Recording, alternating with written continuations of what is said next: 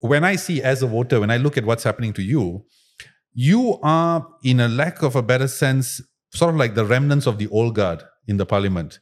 It's no secret that your party is supported by the Tun Daim family. You were once very close with Tun Mahathir. Could this be a political assassination to get the final bits of Tun Mahathir out of parliament? I have to quickly answer this. Okay.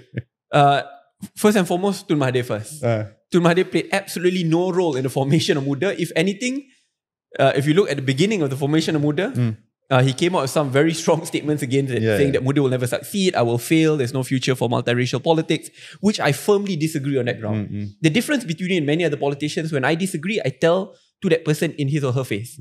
And to be fair on that matter, today, he doesn't hate me because when there's a disagreement, it can be handled well when you don't try to backstab someone. You say it in a person's face. In front. And you argue it rationally. Right? That's one.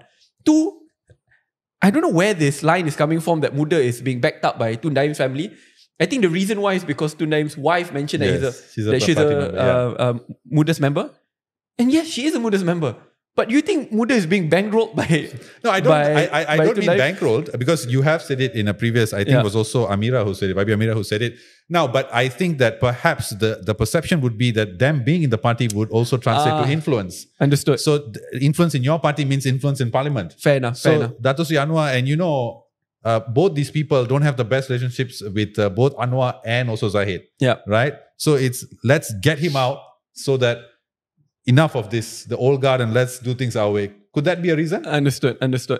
I'll just make two quick points here. Because to speculate how government or Datuk Sri Anwar will respond, I mean, I'm not in his shoes. Especially, I think, when he went through the 98 Reformasi time, I was in kindergarten. So to speculate what he's thinking of would be quite tough. However, just two quick points to make. I remember when we were part of government in 2018, the PH version 1.0, Datuk Sri Anwar then met up with Tun Daim many times, not in private. And he even shared it quite openly, saying that he was seeking advice from Tun Daim. What advice? Economic advice. How to manage the country economically then, you know. But today, I mean, I'm not sure what happened in between. But definitely then, if you proudly told the world that you are seeking economic advice from Tun Daim, I think that shows that there's some level of respect to Tun Daim. What happened in between, to be honest, I personally have absolutely no idea. But to see suddenly now saying that, this person is the worst person, corrupt person, etc., to me, there's a huge contradiction there. I mean, if you really saw him as corrupt 20 years ago, then why in 2018, 2019 saying that, this person is really smart, talented, I need to seek economic advice? That's the first point to make.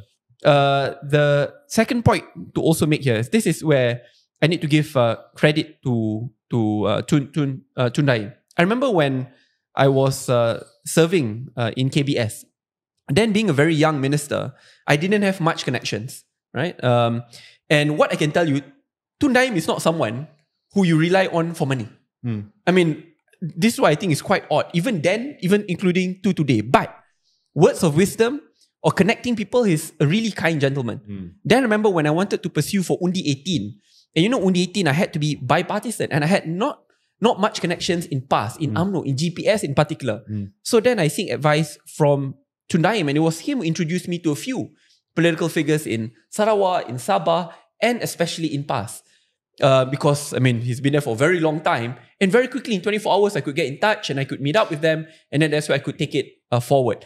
That's something which I would not be able to do if I were on my own. So, in actuality, one thing which I've learned, and this is a model which I think is quite interesting in Singapore, is that those who have served Malaysia for decades and have had their own success stories while who have retired, like in Singapore, right? They have their own minister mentors, and even those who have retired. For example, the former Minister of Foreign Affairs, Sir George Yeo, today still plays a very important role in advising. Nothing to do about financial matters, but in advising, connecting, because the networks which they've built have been there for decades. You know, they can pick up a call, and the Prime Minister of another country or the former Prime Minister of another country can immediately respond. So I think on this end, my hope moving forward, that Malaysia will reach a point where democracy will be so matured that we can actually harness the influence and strength of leaders of the past to assist leaders of today, right?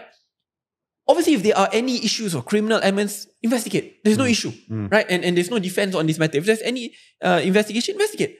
But where areas where we can work together, rule of law, strengthening institutions, bridging connections internationally, I think Malaysia must learn on how to do that to move forward. Because if not, my fear is this vengeance, this cycle of vengeance will continue.